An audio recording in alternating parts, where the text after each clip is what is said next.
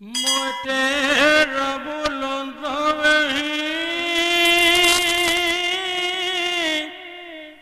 মাটিৰ সুন্দৰ বাণী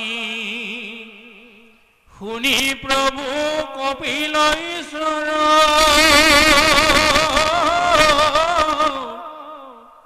কৃপায়ে পীড়িত হোৱা মাটি লন্দ্ৰ প্ৰশংসিয়া কুশ কুলশ চিন্তি লোক ভগৱন্ত নিগদতি ধন্য ধন্য মহামতি মনোৰ নন্দিনী মোৰ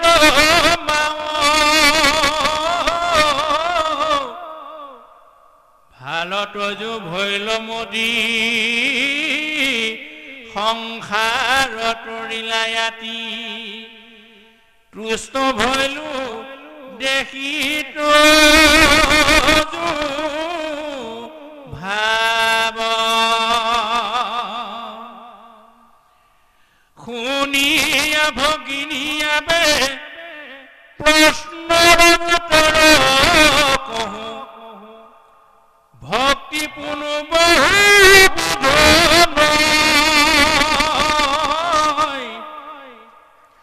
কিন্তু পুৰুষৰ সংকল্পৰ অনুসাৰে ভক্তি নানা নানা মত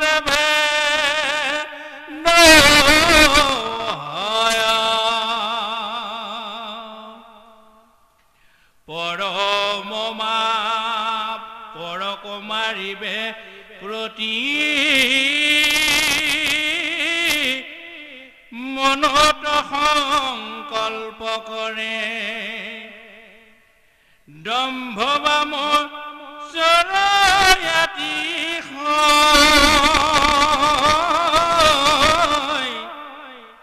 এইমতে ভক্তি মূৰত পৰিলে মহ হয় কুধ ভেদ তিনিতে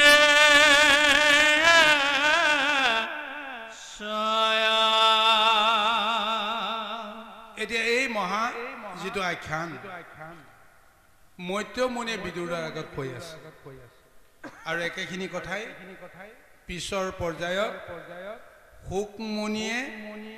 পৰীক্ষিতৰ আগত কৈ থাকিব আৰু তাৰ বহু হাজাৰ বছৰ পিছত নমিকা অৰণ্যত উগ্ৰ চোৱা সুতে 28 সহস্ৰ ঋষিমুনিৰ আগত কৈ থাকিব আজি এই কাহিনীটো এতিয়া পৰীক্ষিত শুকমুনি কৈ আছে যে মৈত্য ঋষিয়ে বিদুৰক কৈ থকা এই কথাখিনি যে মৈত্ৰমুনি ইয়াৰ পিছত বিদুৰক পুনৰ কৈছে যে যেতিয়াই কপিলৰ ওচৰত মাতৃ দেৱহূতিয়ে সমস্ত জগতৰ উদ্ধাৰৰ কাৰণে সংসাৰৰ নিকাৰৰ পৰা মুক্ত হোৱাৰ কাৰণে সমস্ত ব্যৱস্থাৰ কথা তেওঁ জানিবলৈ বিচাৰিলে অতি আনন্দ মনেৰে প্ৰভু কপিলে মাতৃ দেৱহূতিক সম্বোধন কৰিছে যে হে মাতৃ মই অতিকৈ আনন্দিত হৈছো কাৰণ সংসাৰৰ জীৱবিলাকৰ কল্যাণৰ কাৰণে যিখিনি জ্ঞান জানিবৰ কাৰণে তোমাৰ মনত ভাৱনা আহিছে গতিকে এই মুহূৰ্ততে তুমি জীৱন্ততে যেন মুক্তি পাই গলা এটা তোমাৰ আৰু শংকা নাই তোমাৰ এই মুহূৰ্ততে তোমাৰ মনৰ পৰা ভয় আঁতৰিল সংসাৰৰ প্ৰতি মায়া আঁতৰিছে আৰু জগতৰ জীৱবিলাকৰ প্ৰতি থকা মায়া সেই মায়াক লৈ এতিয়া তোমাৰ মনত কিছু আসক্তি আছে ইয়াৰ বাহিৰে বেলেগ আৰু তোমাৰ একো নাই গতিকে সেইকাৰণে কৈছে যে দুই প্ৰকাৰে এইখন সংসাৰৰ জীৱবিলাকে ভক্তি কৰিব পাৰে এটা হৈছে সকামী এটা হৈছে নিষ্কামী এটা তুমি সকামী ভক্তিত প্ৰৱেশ কৰিছা ইয়াৰ আগতে ভক্তিৰ লগত তোমাৰ পৰিচয় নাছিল নিজে কি কৰিছা নকৰিছা ভক্তি হয় নে নহয় তুমি গম পোৱা নাছিল কিন্তু এতিয়া তোমাৰ কৰ্মই ভাৱনাই এনেকুৱা এটা পৰ্যায়লৈকে আহিল যে তুমি নিজৰ কথা বাদ দি জগতৰ জীৱবিলাকৰ মুক্তিৰ বাঞ্ছা তুমি কৰিছা ইও এটা সকামী ভক্তি এই সকামী ভক্তিৰ ফলতো তোমাৰ কি মহা লাভ হৈছে তুমি নিজকে জীৱনতে উদ্ধাৰ কৰিব পাৰিছা ভগৱন্তে সেইটোকে বিচাৰে নিজৰ কথা চিন্তা নকৰি যদি অন্য জীৱৰ কল্যাণৰ কথা চিন্তা কৰা তেতিয়া তুমি সকামীভাৱে হওক নিষ্কামীভাৱে হওক যেনেকেই নহওক তুমি একেই গতি পাবা একেই ঠাইতে তুমি উপনীত হবা যদি নিষ্কামী হ'ব লাগে সংসাৰ প্ৰতি ধ্যান ধাৰণাই তোমাৰ নাইকিয়া হৈ যাব এতিয়া অন্তত ঈশ্বৰৰ প্ৰতি তোমাৰ যিটো দৃঢ় বিশ্বাস সেই বিশ্বাসটোৰ অভাৱ হৈ আছে এই কাৰণেহে কৈ আছে যে জীৱবিলাকে কেনে মুক্ত পাব শুভ ভাৱনাটো ঠিকে আছে কিন্তু এইটো দৃঢ় ধাৰণা অহা নাই ভগৱন্তে জীৱবিলাকক যেনেকৈ সৃষ্টি কৰাইছে ভগৱন্তে কাক কেনেকৈ মুক্তি দিব নিদিব ভগৱন্তৰ কৰ্ম ইয়াত মোৰ চিন্তা কৰিব লগা একো নাই এই জ্ঞান আৰু ধাৰণাটো অহাৰ পিছতহে তেওঁ মায়া সংসাৰৰ পৰা তেওঁ আসক্তিহীন হ'ব এতিয়াও দেৱহূতিৰ মনত মায়া সংসাৰৰ জ্ঞানটো গুচা নাই তথাপিও কৈছে তুমি যে নিজৰ কথা বাদ দি পৰৰ জীৱৰ মুক্তিৰ কাৰণে চিন্তা কৰিলা তুমি জীৱন্ততে মুক্তি পাই গলা এতিয়া তুমি ভক্তি দৰ্শনৰ কথাটো তুমি জানিব লাগিব ভক্তি প্ৰকৃততে বহুবিধ নহয় ভক্তি এবিধেই ভগৱন্তে এইটো নিৰ্ণয় দিছে কিন্তু ভক্তি যদিও একেবিধে হয়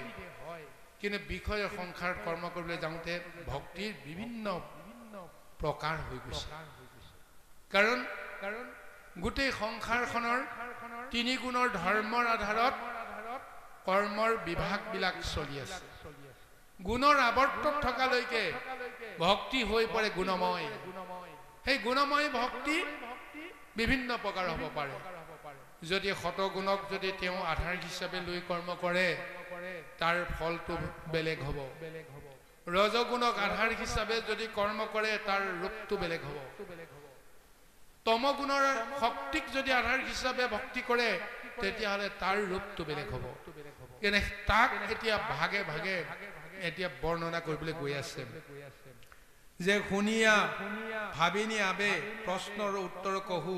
ভক্তি কোনো বহুবিধ নয় কিন্তু পুৰুষৰ ফল সংকল্প অনুসাৰে ভক্তি নানা মতে ভেদ হয় সংকল্প অনুসৰি মানে পূৰ্ব জন্মৰ সংস্কাৰ সূত্ৰে এই জীৱবিলাক যিহেতু সংসাৰলৈকে আহিছে গতিকে সেই কাৰণে সেই সংস্কাৰ সূত্ৰে সংকল্প সূত্ৰে ভক্তিৰ নানা প্ৰকাৰৰ বিভাগ হ'ব পাৰে তাৰ ভিতৰত তেওঁ যে বৰ্ণনা দিছে পৰক মাৰিবে প্ৰতি মনত সংকল্প কৰে দম্ভ বা মৎসৰ আতিশয় এই মতে ভক্তি মুত কৰিলে তামস হয় মুত ভেদ তিনিতে আশ্ৰয় তামসিক ভক্তিটোক প্ৰথমতে পৰিচয় দিছে যে কিছুসকলে যেতিয়া মোক যি ৰূপতে মোক নিবিচাৰ কিয় ভক্তি নকৰ কিয় যদি মোক সম্বন্ধ কৰি ভক্তি কৰে সেই ভক্তিও নিশ্চয় কিবা নহয় কিবা এটা ফলাফল লাভ কৰিব গতিকে মোক যিসকলে আশ্ৰয় কৰে কেনেকুৱা বাঞ্ছা যে মোক পৰে হিংসা কৰিছে পৰৰ হিংসাত মই সুখে শান্তিৰে থাকিব পৰা নাই গতিকে মোৰ শত্ৰুসকলক মই বধ কৰিব লাগিব নিধন কৰিব লাগিব পৰাভূত কৰিব লাগিব এনেকুৱা বাঞ্ছা লৈ যদি মই ভগৱন্তৰ ওচৰত যদি কোনোবাই পূজা কৰে তেতিয়াহ'লে সেই দম্ভ বা মৎসৰ এই ৰূপটোক তেওঁ সাৰথি কৰি যদি মোক যদি তেওঁ ভক্তি কৰে তেতিয়াহ'লে সেই ভক্তিক কোৱা হৈছে তামসিক ভক্তি যে এই মতে ভক্তি মুখ কৰিলে তামস হয় ক্ৰোধ ভেদে তিনিতে আশ্ৰয় আৰু এই ক্ৰোধ আৰু অহংকাৰৰ জৰিয়তেও বিভিন্ন ৰূপ পাব পাৰে ভক্তিৰ বিভিন্ন পন্থ হ'ব পাৰে আহক ইয়াৰ পিছৰ পদত কি বৰ্ণনা দিয়ে কৃষ্ণ বিষয়ত কৰিয়া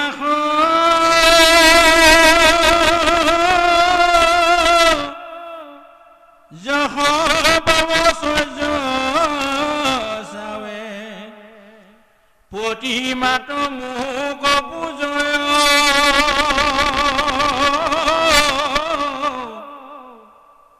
তিনি উপকাৰ ইটো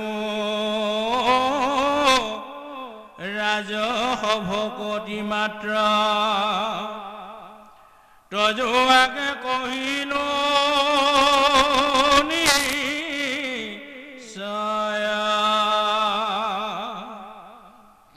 বাপ মোৰ হকনাশ ভগৱন্ত হক প্ৰীতি নহি অৱশ্যে কবিধি মানি ইতিনি প্ৰকাৰে ভক্তি কৰিলে সাৰ্তিক বুলি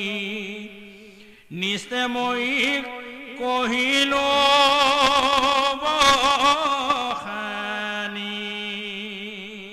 যেতিয়া এখন সংসাৰত আহি জীৱই নানা ভোগৰ বাঞ্ছা কৰে বিষয়ৰ সুখত ৰতি হ'বৰ কাৰণে প্ৰযত্ন কৰি যদি মোক যদি কোনোবাই পূজা কৰে বা ঐশ্বৰ্য বিভূতি যদি তেওঁ বিচাৰে বা মোকেই ভাল বোলক বুলি যশ কীৰ্তি অৰ্জন কৰিবৰ কাৰণে যদি মোক ভক্তি কৰে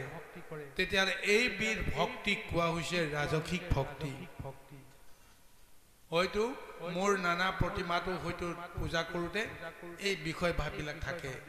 মোৰ যশ হওক কীৰ্তি হওক মোক সকলোৱে ভয় কৰক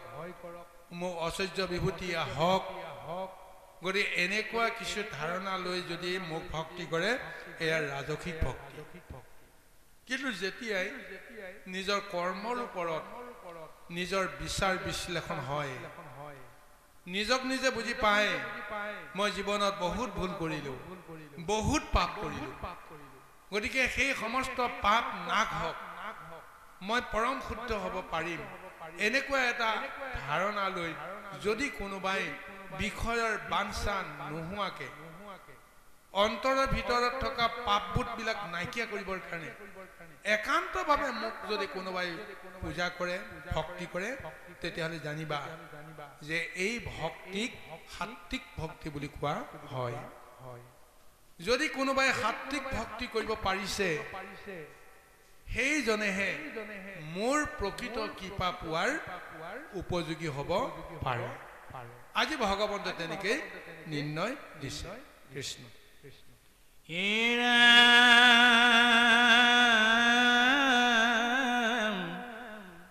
প্ৰতিমাক পূজয়াৰ ভেদ ভাৱ দৰিখন তিনিটো সমান আকৌ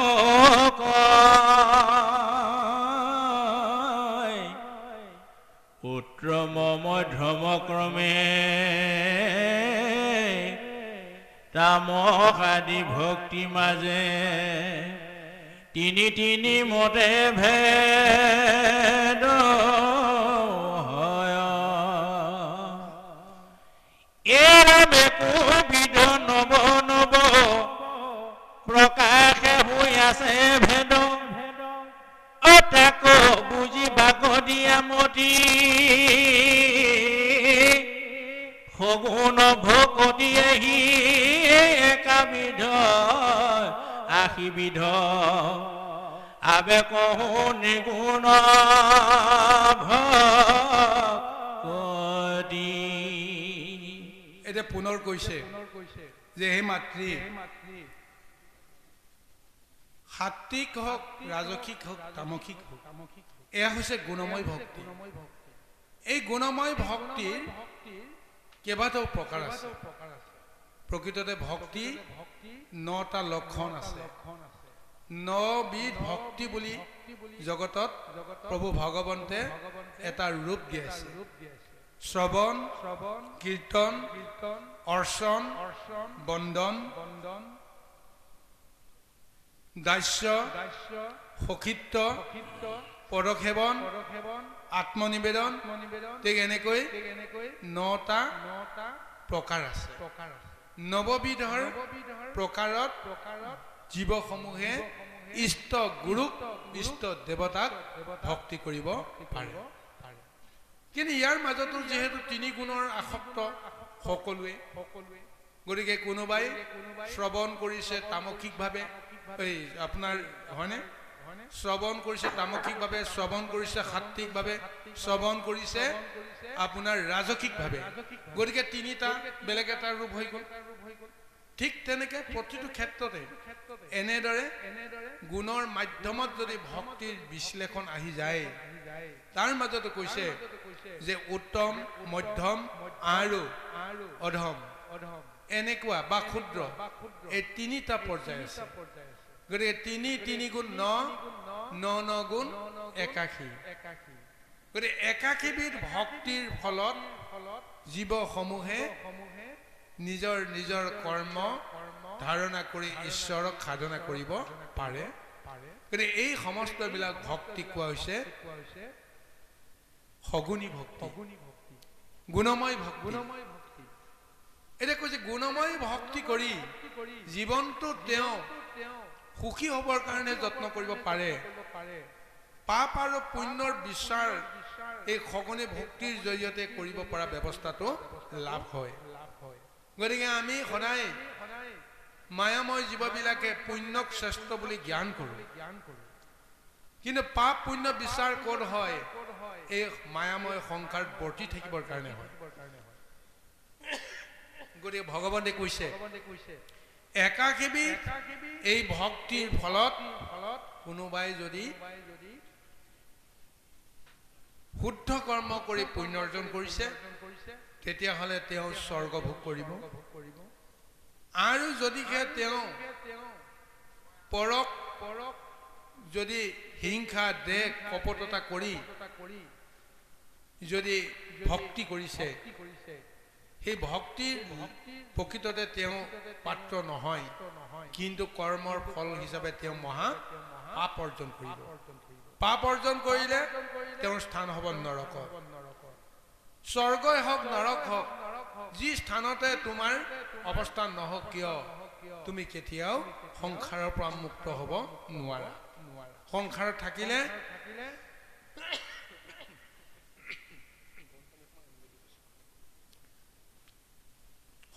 থাকিলে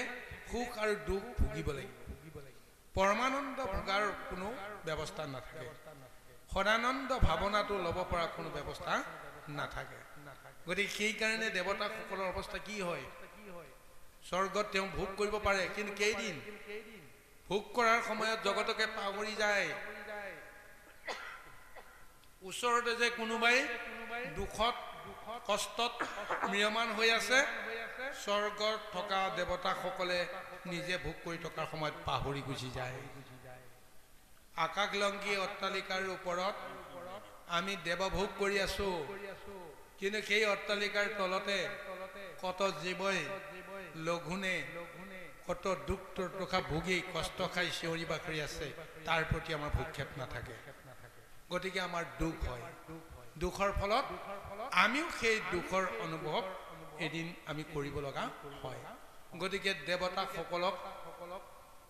দৈত্যসকলে এটা সময়ত স্বৰ্গৰ পৰাও খেদাই দিয়ে। দৈত্যসকলৰ ভয়ত দেৱতাসকলৰ না জল না থল অৱস্থা হয়। গতিকে এইকাৰণে কৈছে সগুণী ভক্তি কৰি কেৱল স্বৰ্গ মৰ্ত্যৰ লগতে সম্বন্ধ কৰিব পাৰা,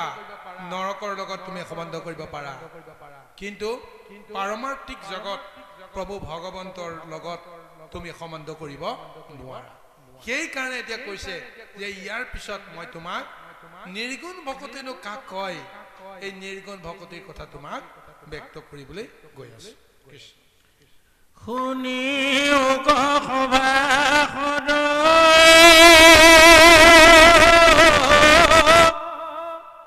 তৃতীয় স্কন্ধৰ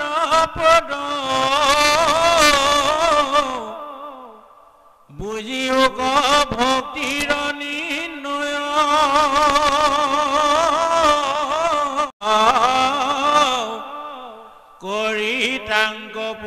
বিচাৰা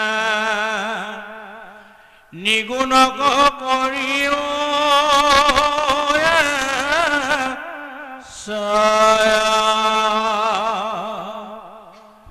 দেখা কেন কিবা কৰি আপুনি কহন্ত হৰি ভকতি কৰি নানা ভাগ এতেকে নিগুণ ভক্তি ধৰি উকদিহ কৰি তেবে ঈশ্বৰক পাবা লাগ নমো নমো দীন বন্ধু কৃষ্ণদেৱ কৃপা সিন্ধু তজো পাৱে পখিলো শৰণ গুণময় ভক্তি স্বপ্নতো নহৌ কমোৰ এহি মানে কৰোঁ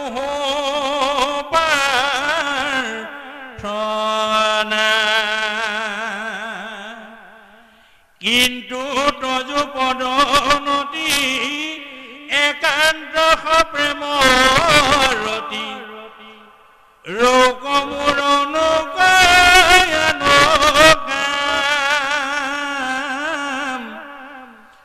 সময় যাৰ যত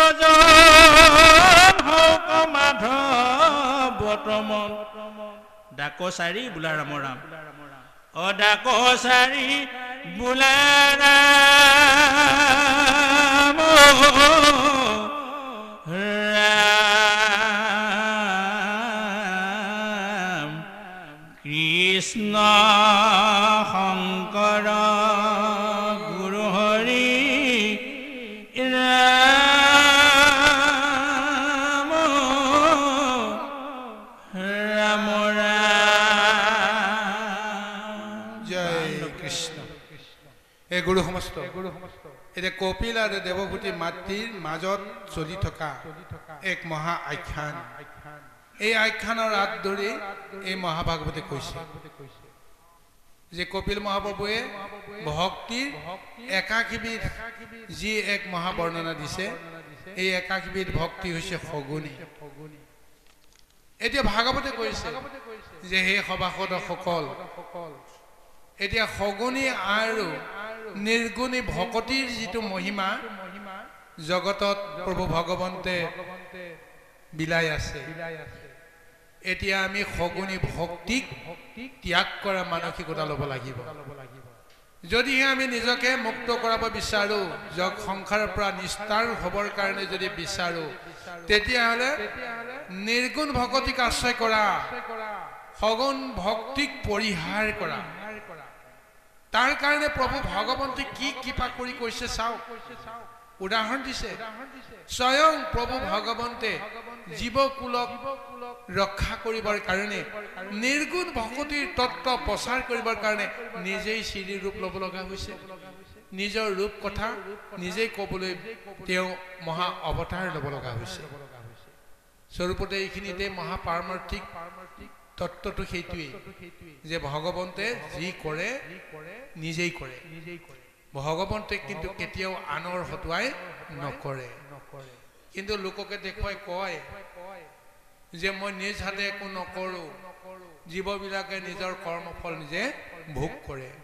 এইটো দৰ্শন তেওঁ দিয়াই সঁচা, কিন্তু মায়াত আৱৰ্তত থকা জীৱবিলাকে বুজি যে নাপায়, সেইকাৰণে ভগৱন্তেও এইষাৰ কথা কৈ জীৱবিলাকে ভুঞ্জি থকা নিকাৰৰ যিটো দুখ ভগৱন্তে কেতিয়াও গাত পাতি নলয়। কৰ্মফল ভোগ কৰাৰ এটা দৰ্শন দিয়াই তেওঁ নিজে সাৰি যাব বিচাৰে। কিন্তু এটা সময়তো গান্ধাৰীয়ে সেইকাৰণে কৃষ্ণক এই কথাখিনি বুজি পাই কৈছিল যে তুমি ইচ্ছা কৰা হেতেন মোৰ সেই 100 পুত্ৰ পাণ্ডৱৰ দৰে গুণী জ্ঞানী ধৈৰ্যশীল সহ্যশীল কৰিব পাৰিলাহেঁতেন, তুমি কিয় নকৰিলা তুমি কৈ আছা যে এইখন যুদ্ধত মই নিজে অস্ত্ৰ ধৰা নাই মই কাৰো পক্ষত নাই গতিকে তুমি জগতক ভ্ৰমিত কৰাই আছা তুমি নিজৰ শক্তিটোক দুভাগত বিভক্ত কৰাই তুমি জগতক এটা অন্ধকাৰ অজ্ঞানত তুমি পুনৰ কি কৰি দিলা আসন্ন কৰাই দিলা অৰ্জুন আৰু দুৰ্যোধন যেতিয়া কৃষ্ণক সহায় বিচাৰি গৈছিল যেনেকেই নহওক দুৰ্যোধনে ক'লে যে মোৰ লক্ষ লক্ষ নাৰায়ণী সেনা এফালে আৰু মই নিৰস্ত অন্য এফালে মইতো যুদ্ধ নকৰিম কিন্তু মোৰ এই নাৰায়ণী সেনাই যেনেকৈ নহওক পবিত্ৰ হ'ব যুদ্ধত আৰু সেনাপতিৰ নিৰ্দেশ অনুসাৰে সমস্ত কৰ্ম কৰিব বিচলিত কৰাই দিলে দুৰ্যোধনে ক'লে হ'ব নিৰস্ত জনৰ পৰিৱৰ্তে যদি মই নাৰায়ণী সেনাকো লাভ কৰোঁ এই নাৰায়ণী সেনাই গোটেই জগত জয় কৰি আছে জগত বিজয়ী সেনাসকলক যদি মই পাওঁ তেতিয়াহ'লে এইখন যুদ্ধ মই এনেই জিকি যাম আনহাতে অৰ্জুনক ক'লে যে সখা মই নিৰস্তজন যদি তোমাক সহায় লাগে মই যাব পাৰোঁ কাৰণ দুৰ্যোধনকতো দিলোৱেই মই নাৰায়ণী সেনা তেতিয়া অৰ্জুনে ক'লে হ'ব সখী মোক একো নালাগে কেৱল তুমি মোৰ লগত থাকিলেই হ'ল গান্ধাৰীয়ে সেইকাৰণে শেষত কৈছে তুমি ইচ্ছা কৰাহেঁতেন তুমি চব কৰিব পাৰিলাহেঁতেন কিন্তু তুমি কিয় নকৰিলা মোৰ পুত্ৰসকলক তুমি অজ্ঞানী কৰি তুলিলা কিয় অধৰ্মী কৰি তুলিলা কিয় যাৰ সন্তাপ আজি মই এগৰাকী সতীসাধ্য নাৰীয়ে প্ৰতিব্ৰতা নাৰীয়ে আজি সেই সন্তাপটো মই বুকুত ল'ব লগা হৈছোঁ গতিকে মই তোমাকো অভিশাপ দিছোঁ মোৰ চকুৰ সন্মুখতে যেনেকৈ মোৰ পুত্ৰৰ সমস্তবিলাকৰ নিধনৰ যিটো ৰূপ মই দেখি মহাতাপত মই দগ্ধ হৈ আছোঁ তোমাৰ চকুৰ সন্মুখতো তোমাৰ যদুবংশ ধ্বংস হৈ যাব এয়া মোৰ অভিশাপ কৃষ্ণই মানি ল'লে কাৰণ কৃষ্ণই বুজি পালে যে তুমিয়ে যদি মোৰ আচল ৰূপটো বুজি পাইছা এতিয়া আৰু মই কেনেকৈ নিজকে লুকুৱাম হ'ব তোমাৰ বাঞ্ছাই পূৰণ হ'ব তদ্ৰূপ আজি এই মায়া সংসাৰত জীৱবিলাকক পাপ পুণ্য ভোগিবৰ কাৰণে তেওঁ কৰ্মফলৰ দোহাই দি জগতক সগুণ আৰু নিৰ্গুণ দুটা ৰাস্তা তেওঁ দি দিছে যোনেই যিটো ৰাস্তাত খোজ দিয়ে যাব পাৰে কিন্তু ঈশ্বৰে ইচ্ছা কৰাহেঁতেন জীৱবিলাকক পোনে পোনে নিৰ্গুণতাটো দি সকলোকে উদ্ধাৰ কৰিলেহেঁতেন কিন্তু ঈশ্বৰে নকৰিলে কাৰণ এই কৰ্ম কৰিলে ঈশ্বৰৰ মহত্ব নাথাকে ঈশ্বৰৰ ৰূপ ৰস তত্ত্ব জগতত চিৰদিনৰ কাৰণে বৰ্তি নাথাকে সংসাৰেই নাথাকে গতিকে ঈশ্বৰৰ কৰ্মৰ ৰহস্য কোনে বুজিব গতিকে সেইকাৰণে প্ৰভু ভগৱন্তে আজি সগুণী নিৰ্গুণী সমস্ত ৰূপ জগতক প্ৰদান কৰি দিছে তাৰ ভিতৰতে যেনেকেই নহওক সন্ত সাধু মহন্তৰ ৰূপত প্ৰভু ভগৱন্তে নিজৰ কৰ্ম সাধনৰ ব্যৱস্থা কৰিছে কৃষ্ণ শব্দটোৰ প্ৰকৃত পাৰমাৰ্থিক ৰহস্যটো সেইটোৱেই শংকৰ গুৰুজনাই কৃষ্ণ নামৰ তত্ত্বটো সুন্দৰভাৱে ব্যক্ত কৰিছে মাধৱ গুৰুজনাও কোষাত ব্যক্ত কৰি থৈছে কিষ হেনো শব্দ ইটো পৃথিৱীবাচক হয় ন আনন্দ প্ৰৱৰ্তয় দুয়ো অক্ষৰ মিলি পৰম ব্ৰহ্ম ৰূপ কৃষ্ণ নাম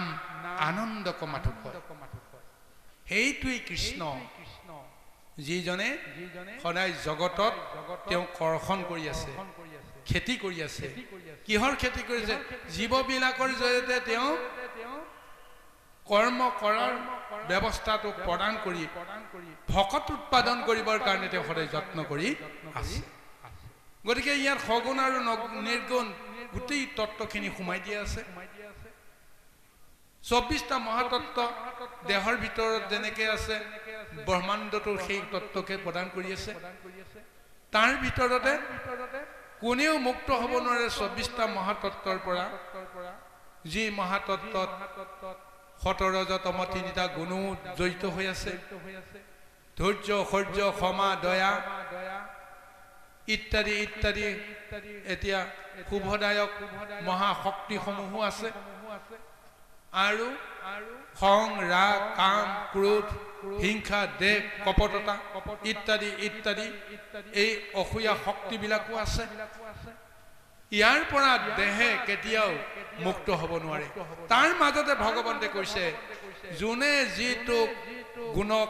অগ্ৰাধিকাৰ দি কৰ্ম কৰে সেই কৰ্মৰ ফল তেওঁলোকে ভুগিব যদি শত গুণক আধাৰ কৰি দয়া ক্ষমা কৃপা ধৈৰ্য সহ্য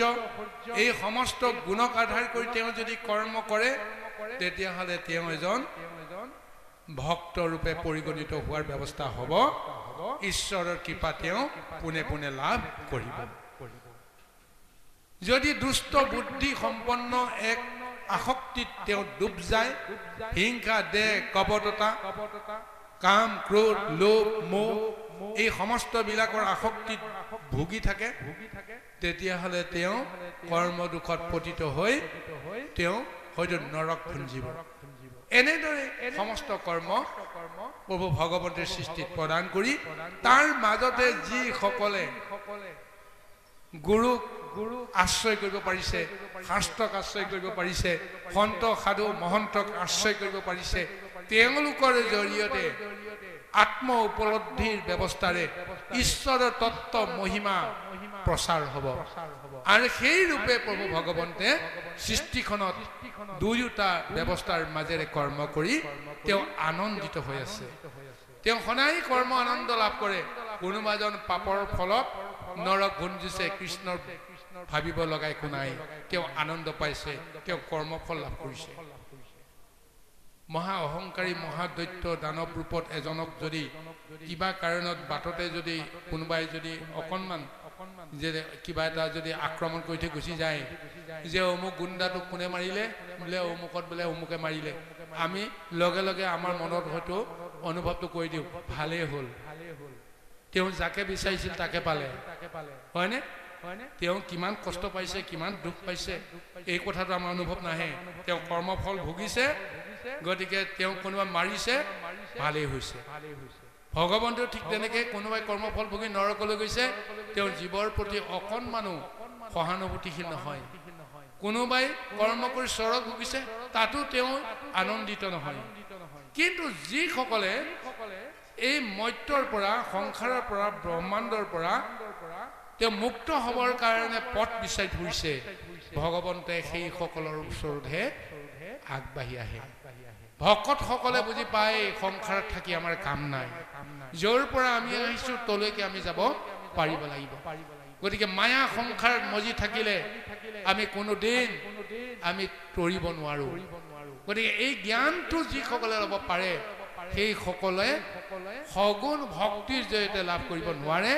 নিৰ্গুণ ভক্তিৰ আশ্ৰয়তহে সেইখিনি কৰিব পাৰে এয়া মহাভাগৱতে মহা উপদেশ প্ৰদান কৰি দিছে কৃষ্ণ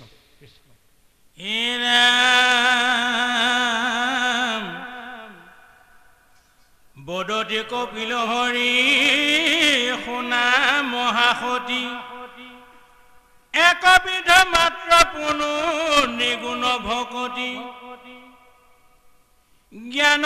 কৰ্ম তীৰ্থৱতে নকৰি মন সুধি হবিচাহে লৈও মুহূৰ্ত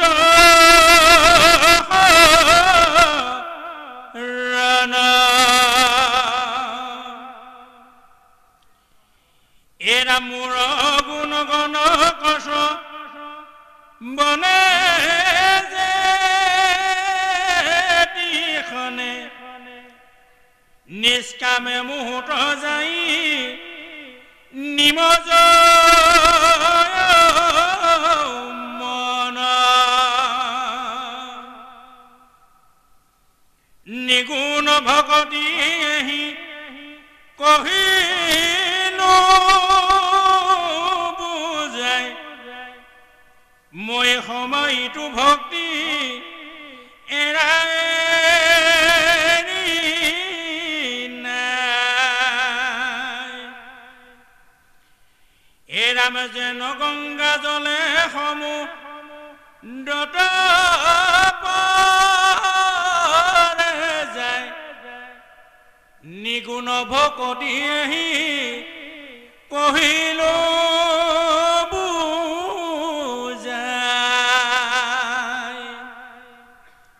এৰা মোৰ ভক্ত সমপূৰ্ণ নিষ্কামে হয় ই কথা নিশ্চয় মাও শুনি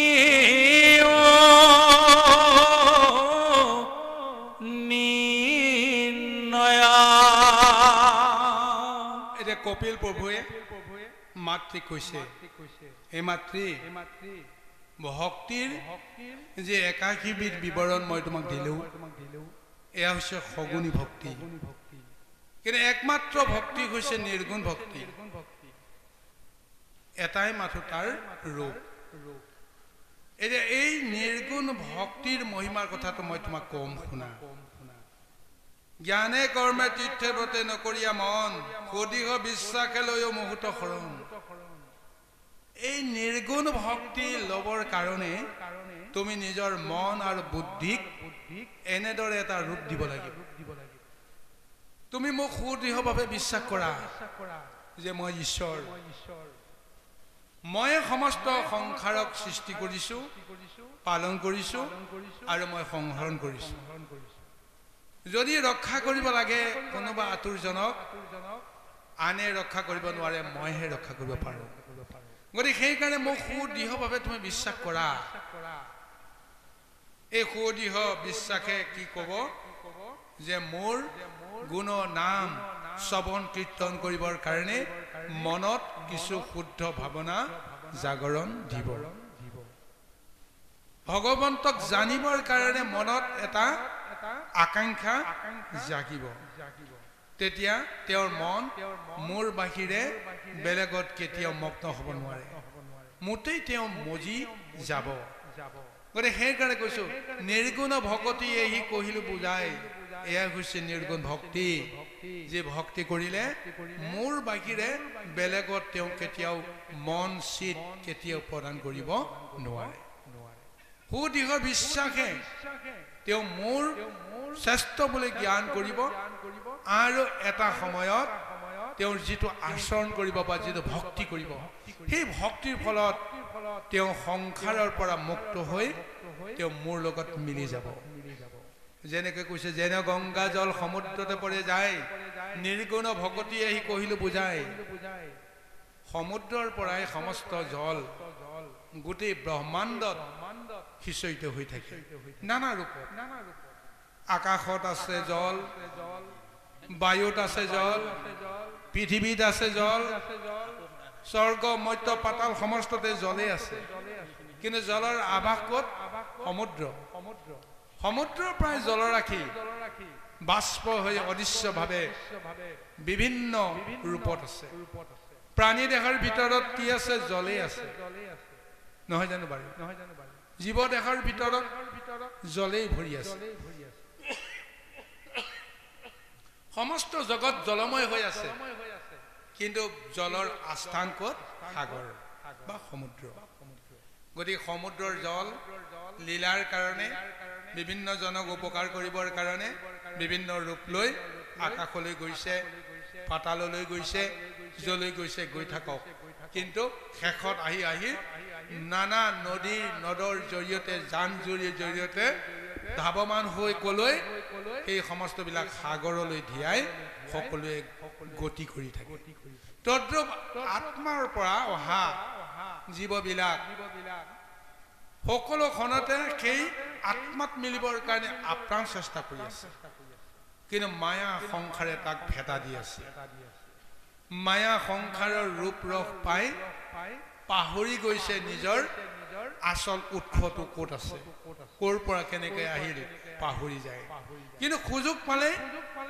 সেইফাললৈকে ধাৱমান হয় আজি ঠিক তেনেকৈ কৈছে যে নিৰ্গুণ ভক্তি কৰা সকলে অন্তত জীৱনৰ শেষ অৱস্থাত দেহ ত্যাগ কৰি কলৈ যায় যে মোৰ দেহত বা আত্মাত মিলিবৰ কাৰণে আহে প্ৰভু ভগৱন্তে সেইটোকে আনন্দ কৰিছে সংসাৰত কৰ্ম কৰি জীৱবিলাকক মায়া অন্ধকাৰত ডুবাই ৰাখি তেওঁ ইচ্ছা অনুসৰি কৰ্ম কৰি কাক দয়া কৰিব লাগে কাক কৃপা কৰিব লাগে কাক কি বুদ্ধি দিব লাগে এই কৰ্মটো কৰি কৰি ভগৱন্তে সন্তক পালন অসন্তক তেওঁ মানে এই নিবাৰণ এই সমস্ত কৰিবৰ কাৰণে ধৰ্ম ৰক্ষা অধৰ্মক নাশ কৰা এই কৰ্ম কৰিবৰ কাৰণে তেওঁ নানা ৰূপ লৈ লীলা কৰিবলৈ আহে লীলা কৰি তেওঁ আনন্দিত হৈ থাকে কিন্তু তেওঁৰ পৰমানন্দ ৰূপটো হৈছে কি যদিহে সঁচাকৈ নিৰ্গুণ ভক্তি কৰা কোনো ভক্তক তেওঁ যদি তেওঁৰ ওচৰলৈকে যদি আনিব পাৰে সেইজনৰ কাৰণত তেওঁ পৰমানন্দ সুখ তেওঁ নিজেও লাভ কৰে সেইকাৰণে কৈছে যেন গংগা জল সমুদ্ৰতে পৰে যায় নিৰ্গুণ ভকতি এই কহিলো বুজাই মোৰ ভক্ত হব পুন নিষ্কাম হুৱাই ই কথা নিশ্চয় মাও শুনিও নিৰ্ণয় মোৰ প্ৰকৃত ভক্তজন নিশ্চয় নিষ্কামী হব কিন্তু বাকী সকলে মোক ভক্তি কৰিব পাৰে কিন্তু মোৰ মানত তেওঁ মোৰ ভক্ত হব নোৱাৰে কাৰণ তেওঁলোক সকামী সুখ ভোগৰ বাঞ্ছা কৰি সংসাৰৰ মায়াতে আবদ্ধ হৈ থাকিব বিচাৰে হয়নে নহয় বাৰু কওকচোন বাৰু মোক ঐশ্বৰ্য লাগে বিভূতি লাগে ধন লাগে সম্পদ লাগে এই আকাংক্ষা কৰা মানে কি তুমি সংসাৰৰ পৰা গুচি যাব বিচৰা নাই হয়নে নহয় কওকচোন এতিয়া এই সকামী ভক্তিৰ আটাইতকৈ উৎকৃষ্ট নিদৰ্শন দি কোনে মুক্ত হ'ব পাৰিছে ভগৱন্তে সেইটো লীলা কৰিবলৈ আহি জনকৰ ওচৰত খাৰা হৈছে জনক ৰজা খসাগৰ পৃথিৱীৰ সেই সময়ত তেওঁ ৰজা ঐশ্বৰ্য বিভূতি ধন সম্পদৰ কি অভাৱ সমস্তখিনি থকাৰ পিছতো জনকে বুজিলে হে প্ৰভু তোমাৰ মায়া সংসাৰৰ লীলাত তুমি কেৱল মোক কৰ্ম কৰিবৰ কাৰণে সংসাৰখন কেনেকৈ প্ৰতিপালন কৰিব লাগে তাক তুমি যিটো ব্যৱস্থা দিলা সেইমতে মই কৰ্ম কৰি আছিলো স্বয়ং প্ৰভু তুমি যেতিয়া চিৰি ৰূপত মোৰ ওচৰলৈকে আহিলা এতিয়া এই সংসাৰখনত মোৰ কোনো কাম নাই গতিকে সংসাৰৰ সমস্ত সম্পদ আপোনাক মই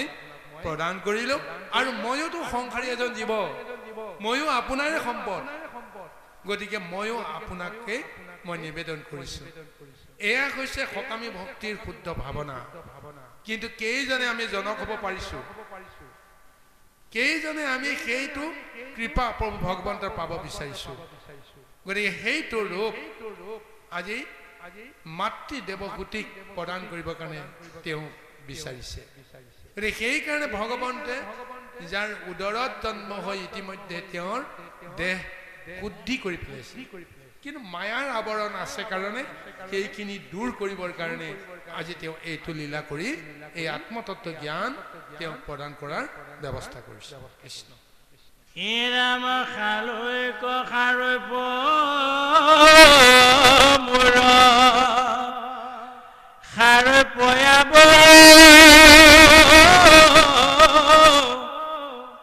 সাজুৰ্য সহিতে মুখ পানচৰ শিকৰ এৰে মোৰ সেৱা বিনে আকৌ কদাপি বৈষ্ণৱে মই যাচি দিওঁ যদি তথাপি নলয়ে যদি বোলোতে বেটাৰা ভোজে কি কাৰণ ইয়াৰ উত্তৰতে বে শুনায় কমন ভকতি হে মাতা সম্বাৰ মহাফল তাত বিনে আন হবে দেখে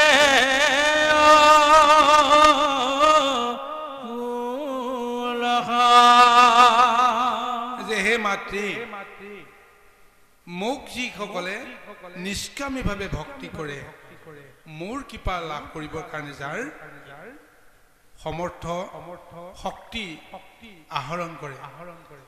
সেইসকলে জীৱসকলক মই মহামুক্তি দিবৰ কাৰণে পঞ্চ প্ৰকাৰৰ মুক্তিৰ বিধান দি থৈছো সেই পঞ্চ প্ৰকাৰৰ মুক্তিকো তেওঁ কামনা নকৰে মই দিব বিচাৰিলেও তেওঁ লোকে সেইটো নলয় এটা সেই পঞ্চ প্ৰকাৰৰ মুক্তি কি কি প্ৰথমটো মুক্তি হৈছে হালুক্য দ্বিতীয়টো হৈছে সামীপ্য তাৰ পিছত হৈছে সাৰূপ্য আৰু চতুৰ্থটো হৈছে সাযুজ্য আৰু পঞ্চমটো হৈছে লীন বা মুখ্য এটা এই হালুক্য মুক্তি কি যি লোকত প্ৰভু ভগৱন্ত থাকে মায়া সংসাৰৰ পৰা তৰি গৈ জীৱসকলে যদি সেইটো লোকত প্ৰৱেশ কৰে তেতিয়াহ'লে সেই জীৱসকলে হালুক্য মুক্তি লাভ কৰে তাৰ পিছৰটো হৈছে সামীপ্য সামীপ্য মানে ওচৰ চপা এতিয়া ভগৱন্ত বৈকুণ্ঠত থাকে বৈকুণ্ঠৰ সিংহাসনতে থাকিব সিংহাসনত থকা ভগৱন্তজনৰ ওচৰলৈ কেইজনে যাব পাৰে সাধাৰণ সকলেতো দূৰৰ পৰাই চাই থাকিব লাগিব নহয় জানো বাৰু সভা সমিতিত যেতিয়া মন্ত্ৰীজন আহিব ৰজাজন আহিব ৰজাৰ আগে পিছে যিসকল যাব পাৰিব তেওঁলোকেহে যাব কিন্তু সৰ্বসাধাৰণে সভাখনত গৈ কেৱল দূৰৰ পৰাই তাৰ ৰূপটো চাব লাগিব দৰ্শন কৰিব লাগিব গতিকে ৰূপটো তেনেকুৱাই যিসকলৰ মহা কৃপা প্ৰভু ভগৱন্তে প্ৰদান কৰিছে সেইসকলে তেওঁ ওচৰৰ পৰা দৰ্শন কৰিব পাৰে বা ওচৰ চাপিব পাৰে সেয়া হৈছে সামীপ্য তাৰ পিছৰটো হৈছে সাৰূপ্য একেটাই ৰূপ পায় একেটা ইউনিফৰ্ম যেতিয়া পিন্ধিব ৰূপটো একে নিচিনাই নহ'ব জানো ভগৱন্তৰ যিটো ৰূপ সেইটো ৰূপ যিসকলে পায় ভগৱন্ত যেনেকৈ চতুৰ্ভুজ ৰূপ তেওঁ সেইটো ৰূপ পাব ভগৱন্তক দেখিলে তেওঁক দেখা একেটাই কথা ভুল হৈ যাব পাৰে কোনজন আচল ধৰিব নোৱাৰা হৈ যায় এইটো হৈছে সাৰূপ্য ভগৱন্তৰ ৰূপ যিসকলে পায় তাৰ পিছৰ মুক্তিটো হৈছে সাযুজ্য যাৰ তুলনা কৰিব নোৱাৰে এক হৈ যায় ভগৱন্তৰ যিটো কৰ্ম ভগৱন্তই যিটো কৰিব পাৰে তেওঁ সেইটোকে কৰিব পাৰে ভগৱন্তৰ লগত তেওঁ জোৰ হৈ যায় এক হৈ যায় গতিকে সেইটো ৰূপক কোৱা হৈছে সাযুজ্য কিন্তু এই চাৰিটা মুক্তিৰ সময়তো জীৱই নিজৰ অস্তিত্বটো হেৰুৱাই নেপেলায় কিন্তু পঞ্চম প্ৰকাৰ মুক্তিটো হৈছে লীন লীন মুক্তিত জীৱৰ অস্তিত্ব নাইকিয়া হৈ যায় স্বয়ং প্ৰভু ভগৱন্তৰ আত্মাৰ লগত বিলীন হৈ যোৱাৰ ব্যৱস্থা লাভ কৰে যেনেকৈ নদীখন গৈ সাগৰত পৰাৰ পিছত নদীৰ জলে কেতিয়াও ক'ব নোৱাৰে যে মই অমুকখন সাগৰৰ পৰা আহিছো ঐ অমুকখন নদীৰ পৰা আহিছো মই ব্ৰহ্মপুত্ৰৰ পৰা আহিছো মই গংগাৰ পৰা আহিছো এনেদৰে কেতিয়াও নিজে নিজৰ পৰিচয়টো দিব নোৱাৰে কিহৰ জৰিয়তে তেওঁ এনেদৰে ৰূপ পায় সাগৰৰ জৰিয়তে তেওঁ এটা মহাৰূপ পাই যায় সাগৰত বিলীন হৈ যায় তেওঁ নিজেও ক'ব যে মই মহাসাগৰ হয় নে নহয় ঠিক তেনেকৈ মুখ্য মুক্তিটো হৈছে সেইটো এতিয়া কপিলে কৈছে মোৰ একান্ত ভক্তজনে নিৰ্গুণ ভক্তি কৰি যিসকলে মোক শুদ্ধ ৰূপত বুজিব পাৰিছে মই যদি ইচ্ছা কৰি তেওঁলোকক এই পঞ্চ প্ৰকাৰ মুক্তি দিওঁ তেওঁলোকে সেই মুক্তি নিবিচাৰে কিয় নিবিচাৰে যে মোক পূজা কৰা মোক বুজিব পৰা শক্তি লাভ কৰাটো কিমান এক মধুময়